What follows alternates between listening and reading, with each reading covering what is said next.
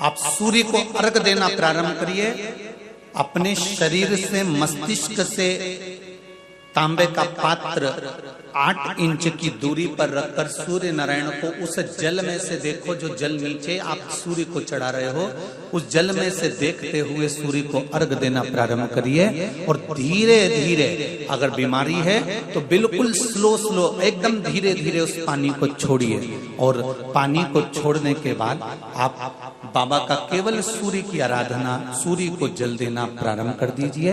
15 से 20 दिन कर कर देखो, धीरे धीरे शुगर और बीपी लेवल में आना प्रारंभ हो जाएगी। अर्घ तो दो, 15 दिन, 20 दिन, 1 महीना, 2 महीना, तुम्हें लगे किसी और वाला हमारा झूठ बोल रहा है, मत देना। तुम्हारे हाथ में ही तो लोटा है पानी का, उसमें क्या दिक्कत है।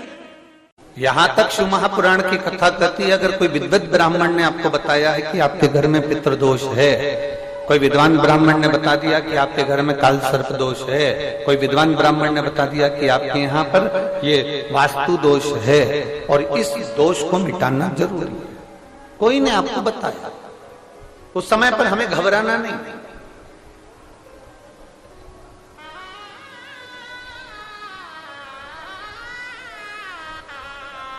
उस समय में घबराने का क्रम नहीं है। कहते हैं पीपल का जो जल झड़ता है पीपल के वृक्ष से, आप लोगों ने कभी देखा है कि नहीं देखा, वो हमको नहीं मालूम।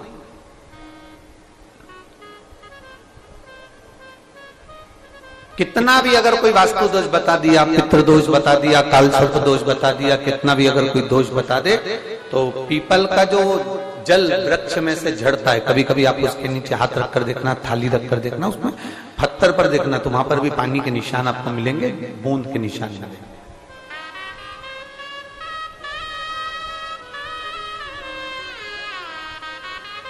मात्र उस पीपल के वृक्ष के जल की एक बिंदी, एकमात्र बिंदी,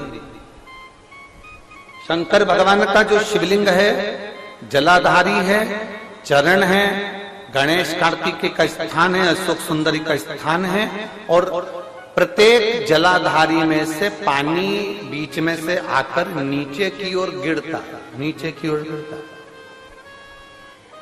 आप लोगों के स्मरण में हमने पहले भी बताया कि राइट में किसका स्थान है, गणेश जी का, लेफ्ट में कार्तिकेय, बीच में अशोक सुंदरी। ये क्या है, पार्वती जी का हस्त कमल शिवलिंग, और ऊपर से जो जल एक एक बूंद शंकर जी के शिवलिंग पर गिर रहा है, वो शंकर जी की 5 लड़कियां, जया, विषहरा, शामली बारी, दौतली और देव, शंकर जी की 5 लड़कियों, एक एक बूंद पानी शिव जी पर गिरा। जहां जल नीचे गिरता है, उस स्थान से जहां तक जल बहकर जा रहा है, उस स्थान तक 33 कोटि देवताओं का स्थान, 33 कोटि देवताओं का स्थान। अब जहां पानी आया, जहां नीचे गिरा, उसके बीच में जो स्थान होता है, आप लोगों ने देखा है कि नहीं देखा? जिनने देखा है जरा हाथ उठाओ। ये पानी जैसे यहां तक आया और यहां के बाद नीचे गिरेगा, तब वो नाली के माध्यम से बाहर जाएगा। तो जितनी दूर यहां से वो नीचे की ओर जो गिर रहा है, यहां से वो नीचे की ओर जो पानी जा रहा है, ये जो स्थान होता है, ये हमारे 3 दोषों को निवारण तुरंत कर देता है। एक हमारा पितृदोष, एक हमारा काल सर्प दोष, और एक हमारा वास्तु दोष का निवारण ये तुरंत करता है। और ये तो हमने केवल आपको शिव महापुराण के माध्यम से बताया कि ये 3 दोष का निवारण कर देता है, पर यदि कभी आप ध्यान से लिंग पुराण को पढ़ेंगे, आप यदि लिंग पुराण को पढ़ेंगे और गीता प्रेस गोरखपुर की लिंग पुराण को लाकर यदि आप पढ़ते हैं, या गीता प्रेस गोरखपुर की शिव अंक को भी आप अगर पढ़ेंगे, उसका नंबर हमारे स्मरण में नहीं आ रहा है, शिव अंक को भी अगर आप पढ़ेंगे तो उसमें भी आपको वर्णन मिलेगा कि हम तो केवल 3 दोष का बता रहे हैं, पर हमारे शास्त्र तो यहाँ पर और भी दोषों का वर्णन कर रहे हैं। जैसे किसी ने बता दिया आपको शनि का दोष है, किसी ने बता दिया मंगल का दोष है, किसी ने बता दिया आपको केतु का दोष है, किसी ने बता दिया आपको राहु का दोष है, किसी ने आपको कह दिया कि बृहस्पति का दोष है, किसी ने कह दिया आपको ये वाला दोष है। दुनिया के जितने दोष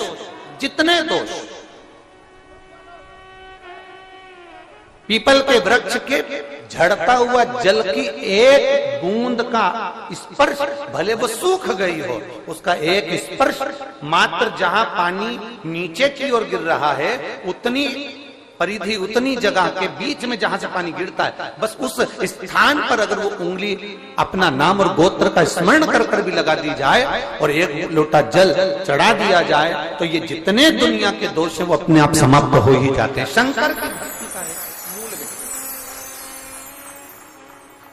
बोल बम का नारा है। और अच्छे से समझ लो, जरा ध्यान में आ जाए आप लोगों के, नहीं तो गलत कर बैठो तो बहुत स्मरण रखिएगा। शिवलिंग जलाधारी में से पानी बहता है, नीचे की ओर जाता है। जितना मोटा शिवलिंग की ये जलाधारी होती है उसमें से पानी जहां नीचे गिरता है, जितनी भी मोटी हो उसमें कहीं पर भी आप बिंदी लगा सकते, कहीं उस स्थान पर आप कहीं पर भी उस बिंदी को लगा। कोई कह दे तुमको कि तुम्हारा मंगल गड़बड़ है, कोई कह दे तुमको तुम्हारा राहु गड़बड़ है, कोई कह दे तुमको तुम्हारा केतु गड़बड़ है, कोई तुमसे कह दे तुम्हारा बृहस्पति गड़बड़ है, तो समझ लेना कि हमारे ग्रह की दशा को सुधारने के लिए ये जो स्थान है, बस उस स्थान पर एक बिंदु एक। अब आज के जमाने में आपने देखा होगा, जब से आप शंकर जी को जल चढ़ाना प्रारंभ करें, जब से आपने शिव महापुराण की कथा सुनना प्रारंभ करी, तब से आपने सुना होगा कि कोई भी अब ज्यादा आपको सुनने को नहीं मिलता कि वास्तु दोष हो गया, कि पितृदोष हो गया, कि कालसर्प दोष हो गया। इसके पहले का जो समय था, उस समय किसी को भी पत्रिका दिखाओ, किसी के पास भी जाओ, वास्तु दोष, कालसर्प दोष, पितृदोष, ये सारे दोष चलते रहते थे। पर तुमने जो एक लोटा जल शंकर भगवान को समर्पित करा, तुम्हारा चढ़ा हुआ जल उसी स्थान से नीचे गिर रहा है जहां हमने बिंदी लगाने का बताया, वहां से नीचे गिर रहा है, तो तुम्हारा दोष जल चढ़ाते चढ़ाते अपने आप वो दोष समाप्त होता चलेगा। सारी समस्या का हल एक लोटा। आप जो भगवान शंकर को समर्पित कर रहे हैं, आप भगवान शिव को जो दे रहे हैं, उसमें एक मूलता का भाव प्रकट हो। बहुत ध्यान देना। कई लोग पूछते हैं महाराज जी क्या घर में शंकर जी का शिवलिंग रख सकते हैं? रख सकते हो, मना नहीं है। जिसके घर में शंकर का शिवलिंग रहता है उसके घर में कभी बड़ा रोग प्रवेश नहीं करता। शंकर का शिवलिंग हो, पर शिवलिंग का भी प्रमाण है साहब, घर में जो भी मूर्ति होती है, जमीन ये जमीन है, इससे अंगूठे को उठाकर देख लो, हाथ को, बस इतनी बड़ी मूर्ति, प्रतिमा, स्वरूप घर के अंदर होना चाहिए, इससे बड़ी नहीं। क्योंकि बच्चा जितना छोटा होता है उसको उतनी व्यवस्था कम करना पड़ती है। बच्चा जब बड़ा हो जाता है व्यवस्थाएं बढ़ती चली जाती। और निवेदन है, आप अपने घर के कमरे में दूसरों को अलाउ नहीं करते। करते हो क्या? जेठानी का लड़का आया तुम्हारे कमरे में आकर बैठ गया, देवरानी का आया या ननंद के छोरा छोरिया आए तुम्हारे कमरे में बैठ गया, तुम्हें अच्छा लगेगा? जल्दी कर निकल। अपने कमरे में तो बच्चे कहते हम कहां जाए? दादी के कमरे में जा। क्योंकि बेचारी दादी का कमरा तो पंचायती। अपने कमरे में कोई नहीं होना। और ले देकर केवल एक भगवान का कमरा ही ऐसा होता है, भगवान का मंदिर एक ऐसा होता है जिसमें सब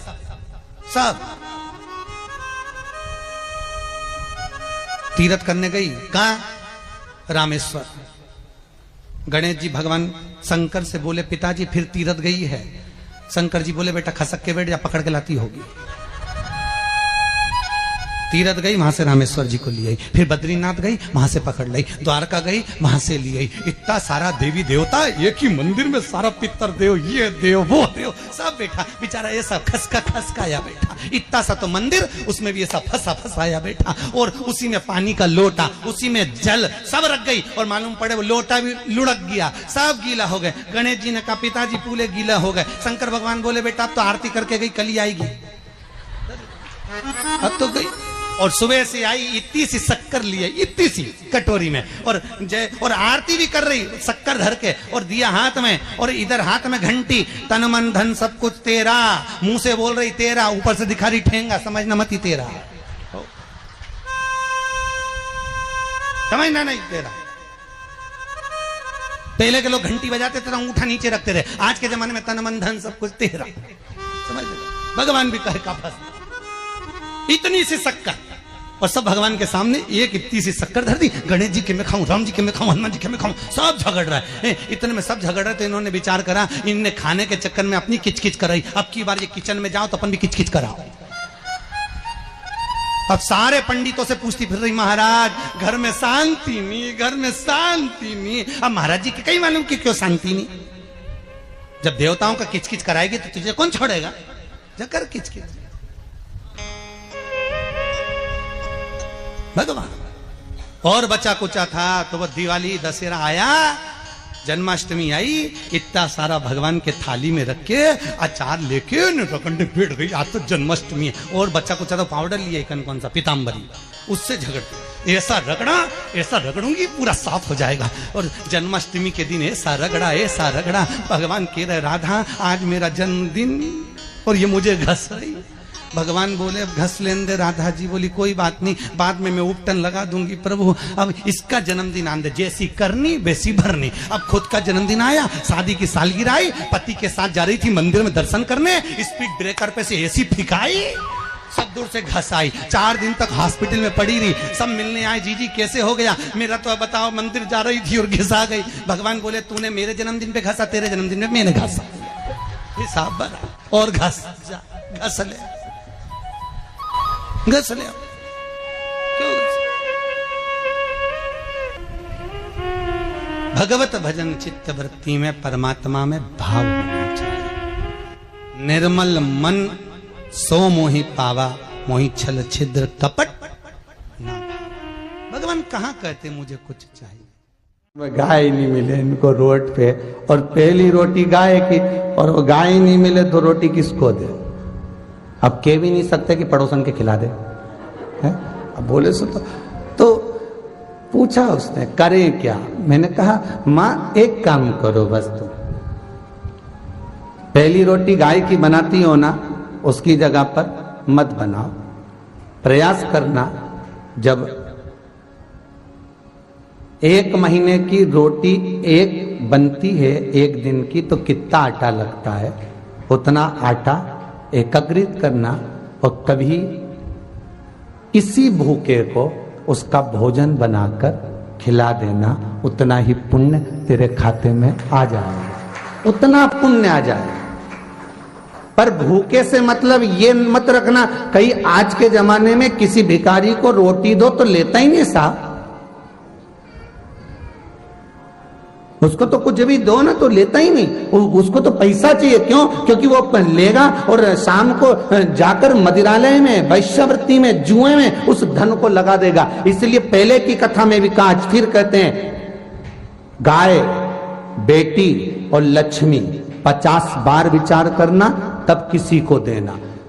गाय देने से पहले विचार करो कि जिस ब्राह्मण को दे रहे हैं वो संभाल कर रख रहा है, अच्छे से खिलाएगा पिलाएगा, नहीं तो मालूम पड़े गाय दूध देना बंद कर दे, वो बेच दे, बेचते बेचते कसाई के हाथ में चली जाए, और जब कसाई उस गाय को काटे तो जिसने दान करा उसको दोष लगेगा। बेटी का विवाह करने से पहले 50 बार विचार करो, जिस लड़के के साथ बेटी ब्याह रहे हो ये अच्छा है नहीं है, खाने पीने में तो नहीं है, परिवार कैसा है। भले ज्यादा करोड़पति का घर नहीं देखना, पर लड़का ऐसा देखना जो अपनी बेटी को आनंद में रख सके, मीठी वाणी बोल सके।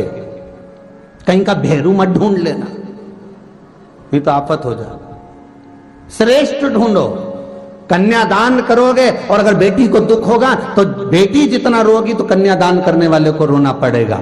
कई बेटियां अगर दुखी होती है तो माँ बाप ही तो रोते हैं, कौन रोता है सब, माता पिता को रोना पड़ता है। कहाँ बेटी का भाग्य फोड़ दिया, कहाँ बेटी को दे दिया, बताओ, तो माता पिता को रोना पड़ेगा। उसी तरह लक्ष्मी ऐसे भिखारी के कटोरे में मत देना जो शाम को जाकर मदिरा पान में लगा दे, वेश्यावृत्ति में लगा दे, जुए में लगा दे, मांसाहार में लगा दे, ऐसे को तुम धन मत देना।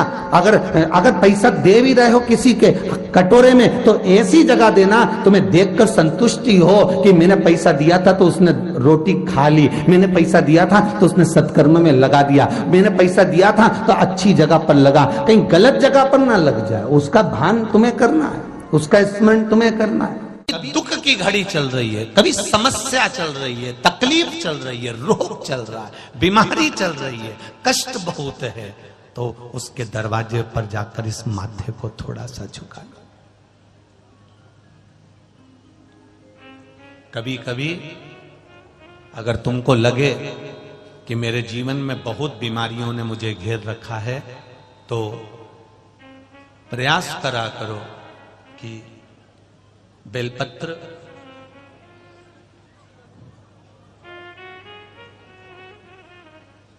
जो ये बेलपत्र होती है, इस बेलपत्र की जो ये डंडी होती है, इस बेलपत्र को अशोक सुंदरी वाली जो जगह होती है वहां पर इसका चढ़ाकर डंडी का जो भाग है वो शिवलिंग की ओर हो जाता, और यहीं से जल चढ़ाते चढ़ाते चढ़ाते चढ़ाते अशोक सुंदरी से जल चढ़ाते चढ़ाते ओमकार जैसा, ओमकार जब हम अशोक सुंदरी से चालू करेंगे तो वो जल पहले गणेश जी के पास जाएगा, फिर वापिस अशोक सुंदरी के पास आएगा, अशोक सुंदरी से कार्तिकेय के पास जाएगा, कार्तिकेय से महादेव के पास जाएगा। ऐसा ओमकार जैसा जल, जब तुम्हें लगे कि बीमारी बहुत घेर रखी है, और बहुत बीमारी ने घेर लिया, कोई किडनी, कोई लीवर, कोई बहुत शरीर में कष्ट, कोई रोग बीमारी, या कहीं तुमको ऐसा लग रहा है कि मेरा गर्भ 20 साल हो गए, 22 साल हो गए, संतान नहीं, तब भी इस प्रयोग को जरूर करिएगा। डंडी का मुख शिवलिंग की ओर, पत्ती का मुख अशोक सुंदरी की ओर, जल चढ़ाते समय अशोक सुंदरी से धार चालू कर कर गणेश जी पर, गणेश जी मालूम है ना सबको कहां गणेश जी होते हैं, कहां कार्तिकेय होते हैं, एक बार समझ लो उसको भी अच्छे से।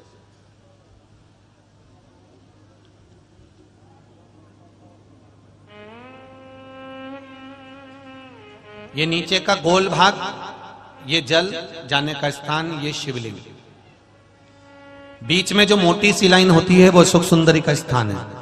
शंकर जी के राइट में जहां से पानी नीचे गिरता है उसके कोने पर गणेश जी का स्थान, इधर कार्तिकेय का स्थान, ये शिवलिंग, ये जो गोल भाग है ये माता पार्वती जी का हस्त कमल है। ऊपर से जो बूंद बूंद जल कलश में से गिरता है वो शंकर भगवान की 5 लड़कियां, जया, विषहरा, शामरीवारी, दौतली और देव, ये शिव जी की 5 लड़कियां ऊपर से जल की बूंद गिराती हैं। हम जब भी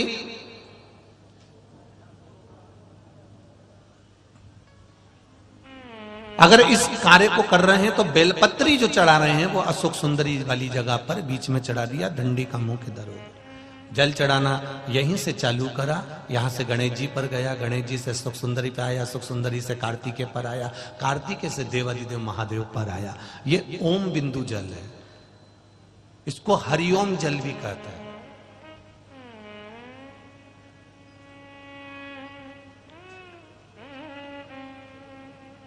उज्जैन महाकाल में भगवान शंकर को सुबेरे सुबेरे सबसे पहला जो जल चढ़ता है वो हरिओम जल चढ़ता है। आप कभी भी उज्जैन वालों से जाकर पूछना, भस्म रमैया मंडल से पूछना, या उज्जैन के किसी एक व्यक्ति से पूछना, या वहां के पंडा जी से पूछना कि हरिओम जल कब चढ़ता है, तो वो कहेंगे सबसे पहला जल सुबह का हरिओम जल चढ़ता है। इसको हरिओम जल भी कहते हैं। ये रोग निवारण के लिए, पुष्प की सुगंध भी नहीं है,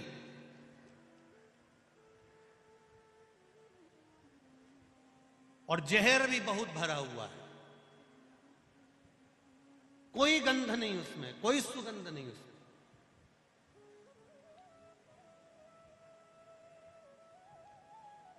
केतकी, केवड़ा, चंपा, ये तीनों जब एक सभा में बैठते थे तो इन तीनों के चेहरे पर एक साधारण से पुष्प को देखकर हंसा करते थे, जिस पुष्प का नाम था कनेर का पुष्प, पीला कनेर।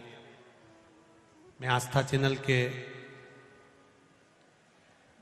कार्यकर्ताओं से कहूंगा कि पीला कनेर के पुष्प का दर्शन अवश्य कराएं।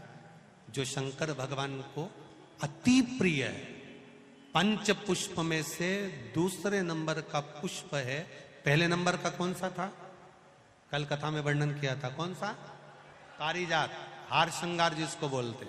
दूसरे नंबर का है कनेर,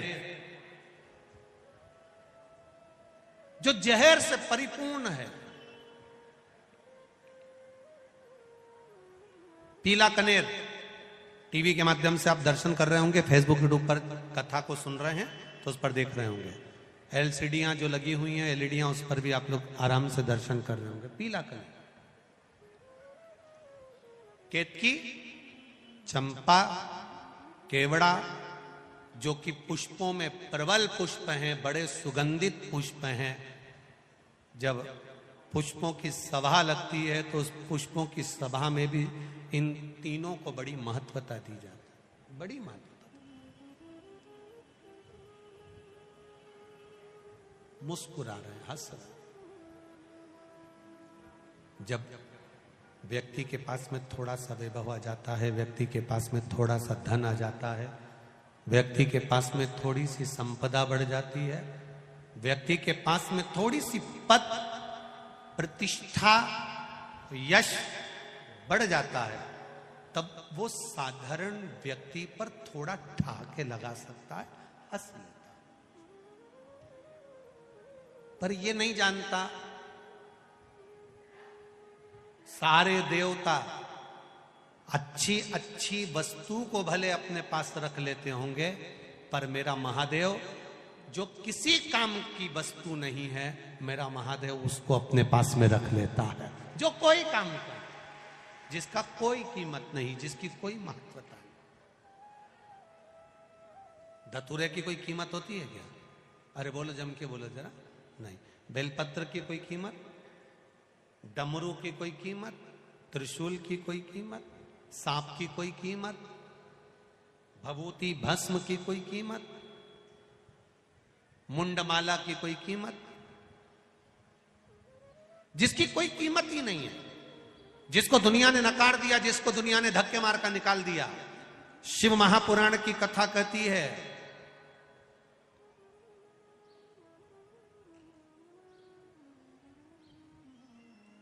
दुनिया धक्के मार दे चलेगा, संसार के लोग धक्के मार दे चलेगा, कोई दिक्कत नहीं, क्योंकि दुनिया की तो आदत है। जो बच्चा माँ की गोद में पड़ा रहता है वही माता की छाती पर लात मारता है।